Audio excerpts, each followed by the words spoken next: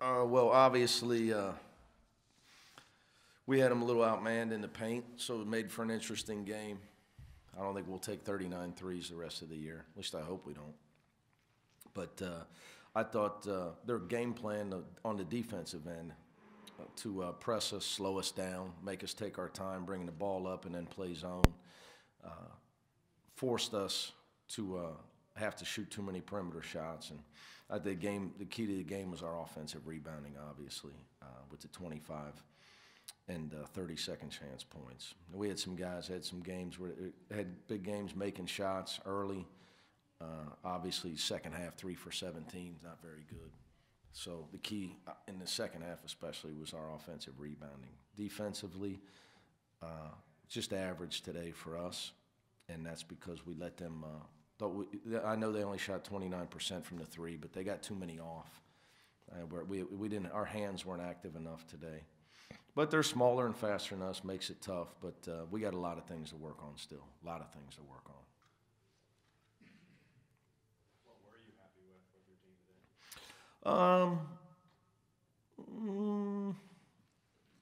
Not a whole lot. Not a whole lot. Our attitude's great. Guys are trying. I thought the 20 turnovers that'll drive a coach nuts. But I told them. The year's too long. I can't lose it on the first game. I can't go to the Maylocks in game one. I got to watch Western Carolina and hopefully watch our Temple game. Is that on TV? Is that televised? Good. So I got something to do. I can't go to the Maylocks that early. So, I thought guys played well in different spurts of the game. I will tell you that Gary got back to being an offensive rebounder in the second half. When he and Nasir Brooks and Jaron Cumberland put the game away with their offensive rebounding. So I was happy to see that. But we were really, Kane played great in the first half. In the second half, he went on a turnover exhibition. So it was a tale of two halves with him. I think Justin continues to play well for us. 5 assists to 1 turnover.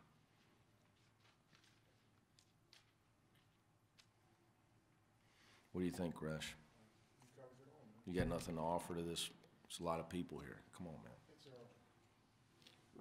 I agree with that assessment. It's very early. Very early. It's early for everybody. So I do want to say I appreciate our fans. Noon on a Friday. Most people got work. I know my daughter's in school. So we had a lot of people there today. The support was great, and we appreciate it. Really appreciate it. I know it's only going to get better. As we play games where everybody's not at work. But we really had no choice with this game. We couldn't move it. We had to play it early. You were asked the other day about Jacob not scoring much in the exhibition games. You said you're not worried. No, I'm the great Kreskin, aren't I? I told you not to worry about that. I also called in the reinforcements. His mother came to town. So she's tougher on him than I am. She's a former point guard at Grambling, so... No, we rode him pretty hard about that. Now, he had some head-scratcher passes in the second half as well. But we rode him pretty hard this week about his looking to score. And I didn't know if Jaron was going to be able to play today. Jaron wanted to play. He was begging to play, but he hasn't practiced the last 2 days. So, minor ankle, and it's early, so we're trying to be conservative with him. But he swore to me that he was okay and begged me to play today. So. But Jaron was playing at nowhere near full speed. Nice to see a guy like Gary Clark get 1,000 points and do a little double-double. Anything Gary Clark does, I'm happy for. One of the greatest kids that you'll ever coach. It's like I told Kyle, too, he does some goofy stuff and he drives me nuts at times, but I'm thankful that he's a Bearcat. And we wouldn't have won 30 games last year if he wouldn't have been transferred. But, guys like Gary Clark and you can't help but root for them. I mean, Tommy G was doing my radio show last night, told me Gary Clark was at his son's birthday party this summer. I mean, I could only hope that the good Lord thinks I'm half as nice a human as Gary Clark is. And that's probably stretching it to get to half, because Gary Clark's a really good person. Speaking of Kyle, he obviously didn't have a good game today. You can't afford for him to do that. Season before, it's just one of those games. You know, I taught him a little bit of a lesson. I didn't think his mind, you know, I think for Kyle's got a world of talent. He came to Cincinnati to help us win games, and he cares. I mean, Kyle wants to, like, he really wants to make that run in March. It matters to him. Personally, I want Kyle to play professionally. And for Kyle to play professionally, he has got to, his floor game has to be better. Being in the right spot, his defense, his rebounding, his deflections, but his floor game, because he's going to score. Everybody knows he can score. So he's got to evolve in other areas. He's got to unlock his brain and accept that. He gets so focused on scoring the ball at times that it clouds his judgment and his thought process. I know it's a little bit of a psychoanalysis on my part there, but I try everything I can to help this guy, because I don't know we wouldn't have been where we were last year without him. So it's my job to help him. So, you know, I'm not worried about Kyle. Today was the day to give Nasir some minutes and let Elil play some, and you know, he's going to be there when we need him. So, well, you guys enjoy the doubleheader. For everybody that's going to Nippert, I hope hope the press box is heated. I don't know, just the speed of the game. You know, I looked tired to him, me and Kyle. I don't mean just you, I mean the team. Oh yeah, he was just, with the way they were playing. You know, it was just kind of first pass, and they were yelling at each other to shoot it. So, you know, when teams are playing that way, we got to communicate and be together. You know, early. No chance. So we got to clean that up a little bit. And it comes from everyone, you know, guys not making themselves available for the passer, and then it's on them to turn it over. So as bigs, we got to make ourselves more presentable in high posts, and our guards just got to be more, you know, smart with the ball. Jake, does it feel like you didn't play well and still scored 107 points? Yeah, most definitely. Like we always look at the things we can get better as a team moving forward from each game.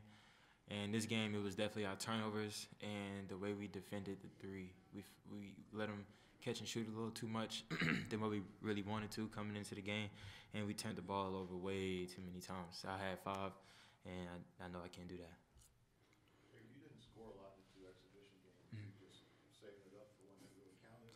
Did I just come on to them? No, it's not really saving. It's just learning to pick my spots.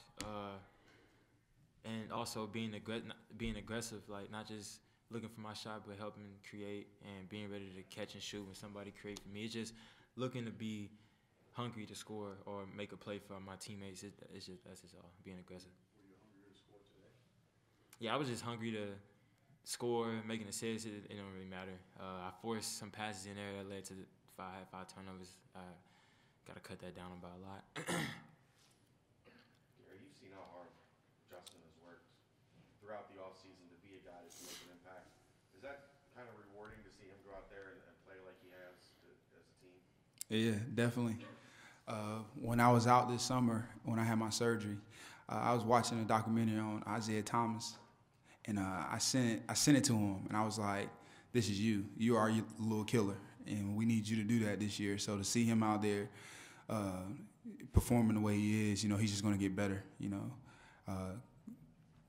controlling the team. You know, when teams get cut it to 7, and you know they're going on a win, like a little run, for him to just get the ball and just calm everything down. Because a lot of times he plays 100 miles per hour, and we all look at him as he going fast. We got to try to adjust to him. So for him to turn it the other way and try to get us to adjust and slow down, I always look at him and just say, "Slow down, Stowe. You good." What do you guys think about that? Probably didn't think you were going to lose, but still. I mean, with a team like that, well, in college basketball, you know, every game is important. Is nobody safe? No matter if we're up big and they cut it to 7, we know that at any point they could just throw it in every time. Like we've seen games like that, and we just wanted to not play the score, just keep playing our basketball, not turning it over, offensive rebounds, playing solid defense. We knew we do those 3 things, we should come out with a victory in any game. Jacob, there's been so much hype about, what it would look like with Justin and with Kane, them combined for 32 points in the opener. So what does it say about kind of what they can do, what they can bring to this team? Oh yeah, they changed it. They changed our pace from last year a lot because we're more up and down. But I think on the defensive side, it'll change us more because it will be able to get up under people and pressure their other team's ball handling a little bit more than what we have been the past 2 years while I've been here. So that's the biggest difference I see on the defensive side. Gary, what was it like when Elliott first got here? Could you tell immediately this was a guy that was going to go out and get 8 rebounds in his first college game? Definitely. I think the first couple of practice, he shocked all of us because he was just constantly getting rebounds. And from that moment, that was the thing. Ellie was always going to bring energy no matter what. If he doesn't know what to do, he's going to find a way to get his hands on the ball after the shot's taken. So, a lot of us try to, see his energy in practice, and you got to match it when you're guarding him because he's going to get an offensive rebound.